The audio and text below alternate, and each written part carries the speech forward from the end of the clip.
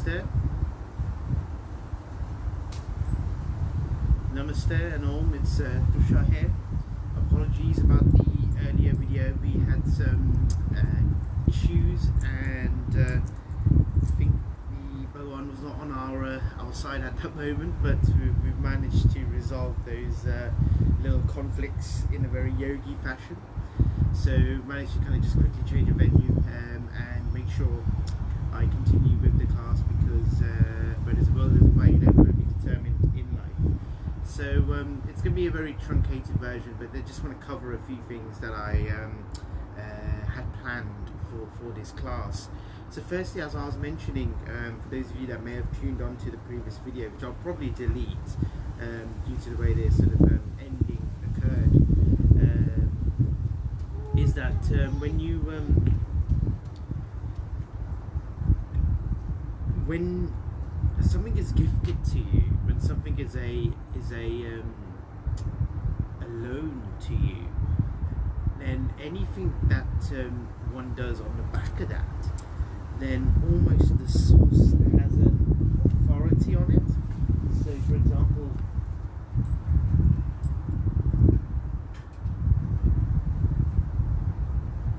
it's quite a windy day today. It looks like it's not going to happen, doesn't it? So anything that that is given to us in that respect, so likewise our bodies is a gift to us from divinity, and whatever actions we perform with this body is an offering, and the term we use is Sewa.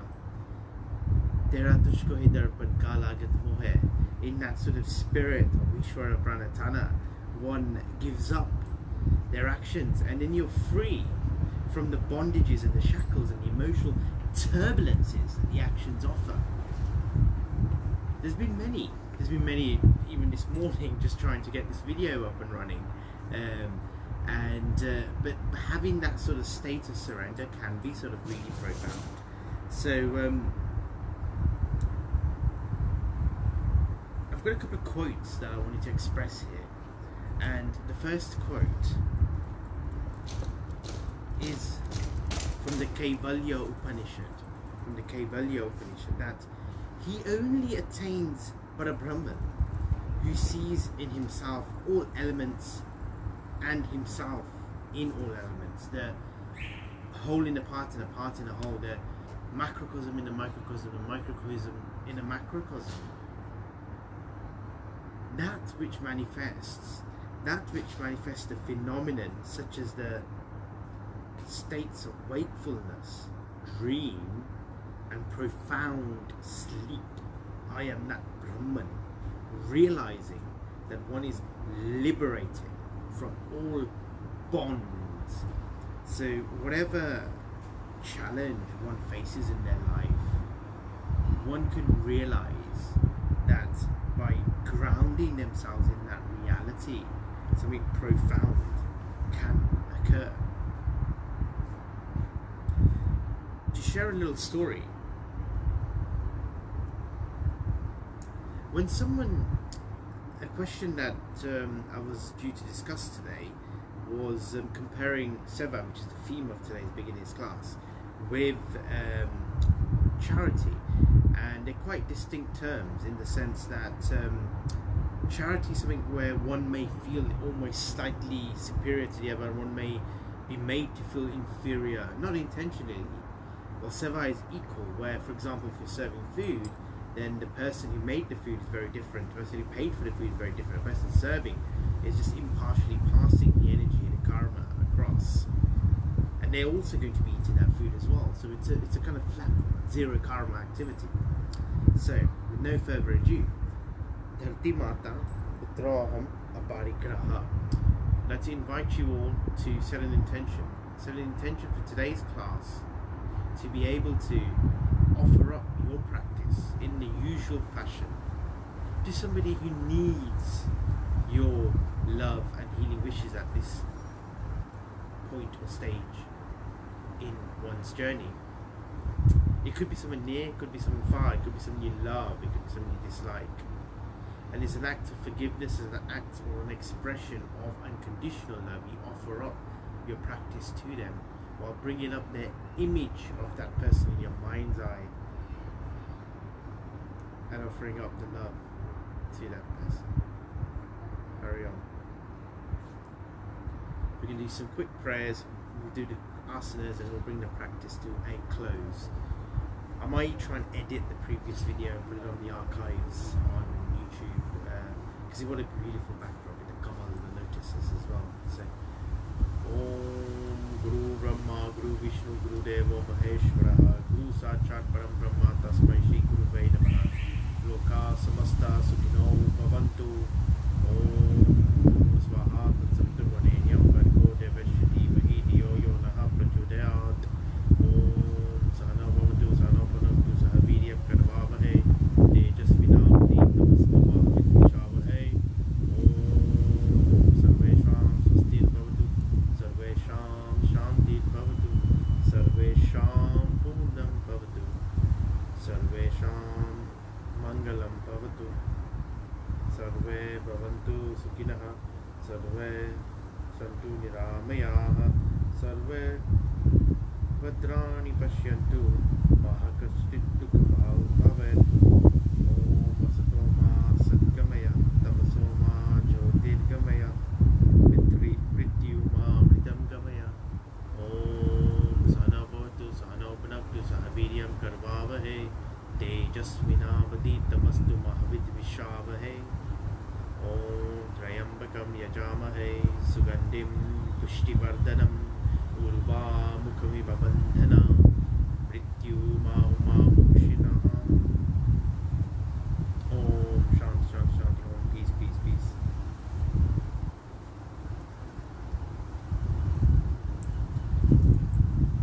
Dhanyabad or Shukriya for taking the time out this Sunday morning to join us on this online platform. So we're going to do our Alpharitis asana. So if you bring your fingers like this and you interlock your fingers and 2, 3, 4, 5, then you make your cup 1, 2, 3, 4, 5, and on the armpit 1, 2, 3, 4, 5.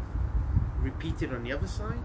So get your fingers from the typing here, interlock 1, 2, 3, 4, 5, make a cup 1, 2, 3, 4, 5, and then the armpit 1, 2, 3, 4, 5.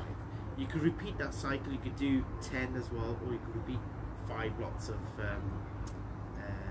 3 lots of 5s as well. So whichever serves one's purpose in that moment.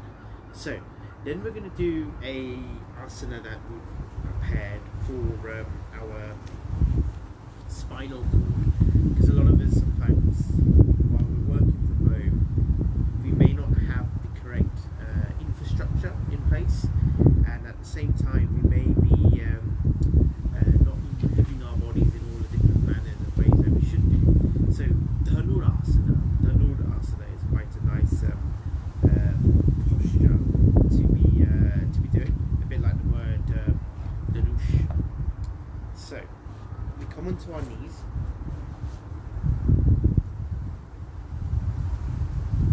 Then we come onto our front.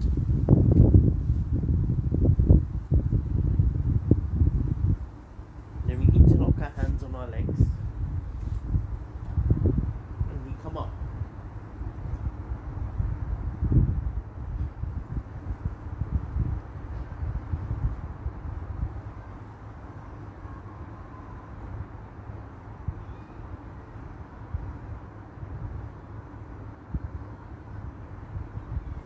Sure.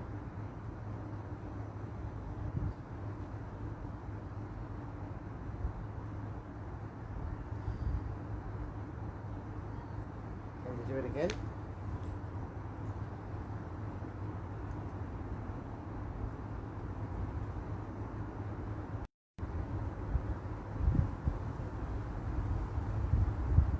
And we sure.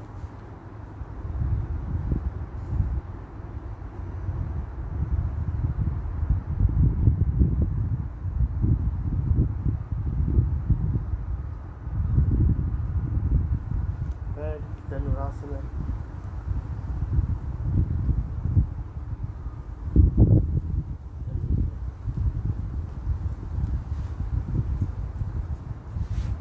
Balasana, child's pose.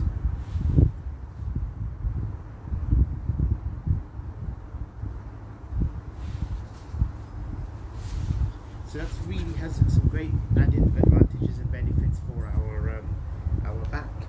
So then we're going to do a bridge building asana called the Setubandha bridge, which was she named after a bridge that was built from Rameshwaram in India all the way to Sri Lanka by Ram and the Vanar Sena.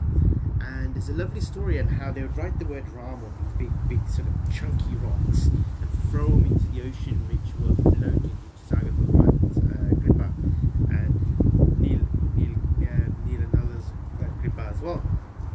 And while there was big macho man Hanumanji who was sort of flying up in the air and throwing these big chunky rocks into the ocean to build this Adam's bridge, there was Pamba, and there was a little squirrel, a little wheezy little squirrel, and he's throwing his little grains of sand in there, and Hanumanji was annoyed because he can't throw his big rocks in because the little squirrel's getting in the way and has to kind of delay the whole process. So when they went to Ram, Bhagwan Ram said, actually it doesn't really matter, because when you're doing this Ram Kaja, your goal, then from the Sewa perspective there's no magnitude, there's no quantity, and if anything it's the power, it's the intention and emotion behind it that matters the most. So just do your bit, even if it's a smile, that's more than enough. Even if it's just a little gentle remark, you know, you see someone homeless, just smile at them. You know, obviously within reason and taking relevant safety precautions. You could talk to people, you know, you could tell them that there's a food bank available or food available at the American Church on Gooch Street, or even Lincoln's Inn or Trafalgar Square. You just tell them information, things, you know, there's a shower facilities available at the YMCA, and it gives them that bit of moral support and encouragement. Obviously you exercise common sense as well when interacting and relevant safety precautions. So, Setubandha Bridge.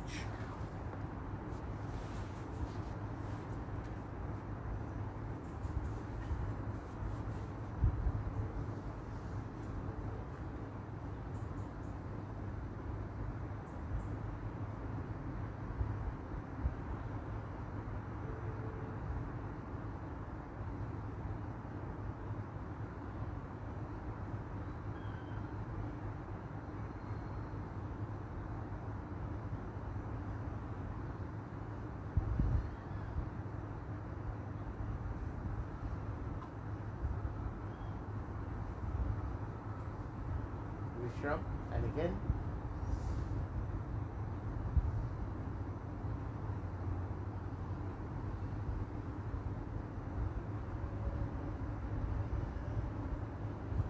Finally.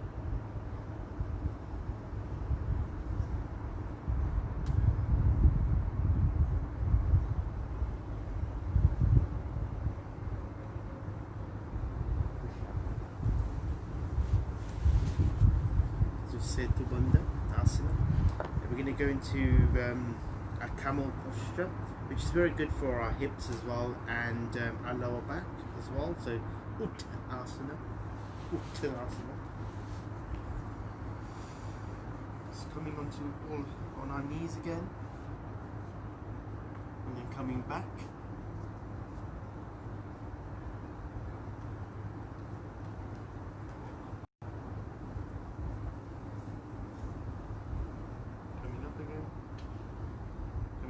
Knees again.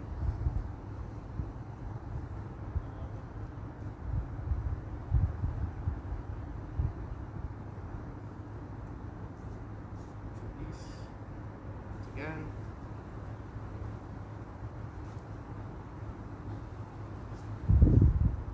And Balasana again. So we've covered 4 asanas. Uttanasana, Setubandha asana, Dhanurasana and Balasana, child's pose. That's 4 asanas. Then we go to our 5th one, which is Vashishta asana.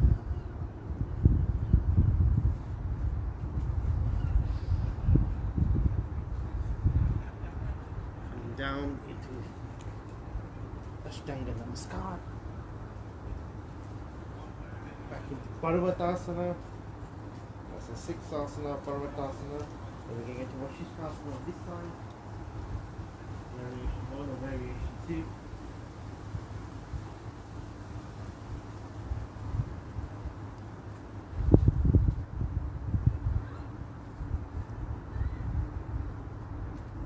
Utthishthasana, Utthasana, onto all feet. So, we're going to go into Vrikshasana, tree posture. Am I outside of your perspective? Coming out, good for balance, focus on your drishti in front of you, and this side.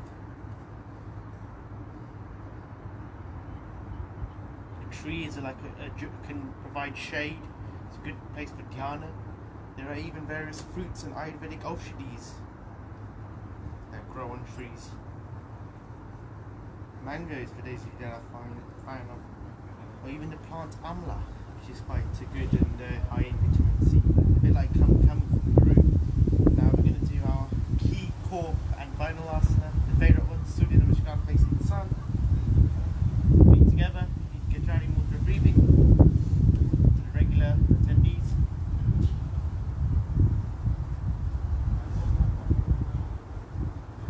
Om Mitraaya Namaha. Right leg goes forward.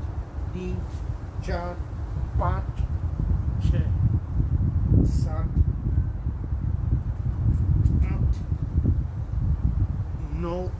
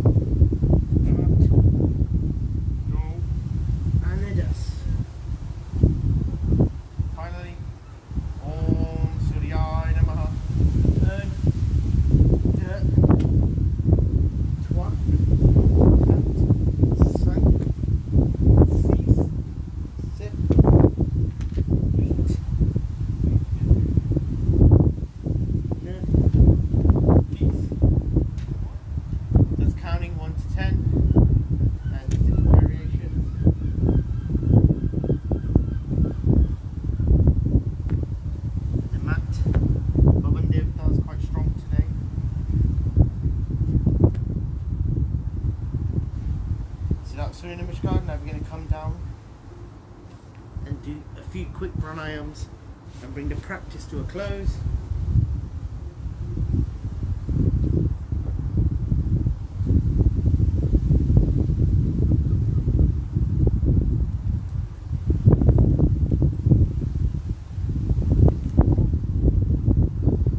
We're going to do a quick demonstration of Anuloni Vilom. So, Chi Mudra, Guru Mudra, Surya Mudra, Jaya Mudra, takes your fancy.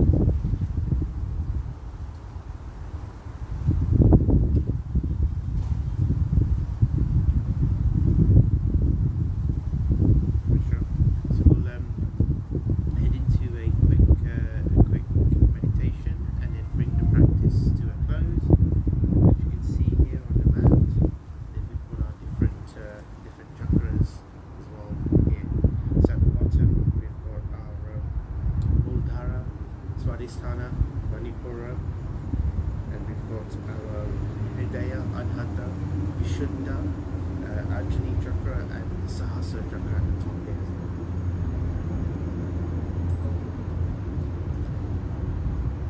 Now, before we finish off with the meditation, I just wanted to say a quote from this book here around the fact that we can always have that hope and encouragement within us.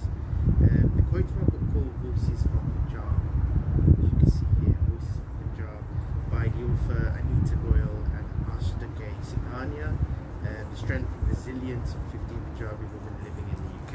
There's many quotes in here, but a particular one that's taken quite a bit of assurance and taken fancy, actually. I'd say it's my advice to a woman in this situation is that quote begins here: you must always remember you are not alone. You must always remember you are not alone. There will always be somebody who will help you and hold your hand. That's by a lady called Baroness Sandeep Warman.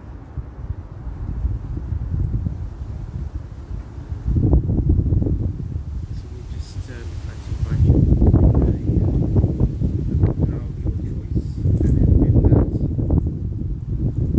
prayer of your choice, we'll go into Dhyan Samadhi.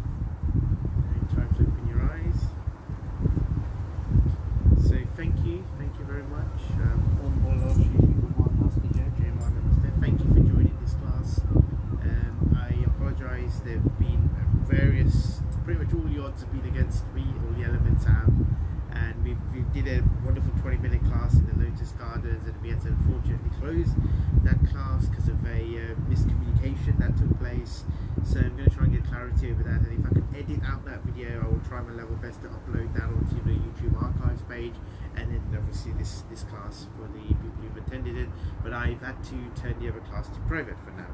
So finishing off the closing prayers and then bringing the practice to a close, we're going to chant for the peace of everybody in the world our Shanti part. It's going to be quite energizing, quite powerful if done in a profound manner. So,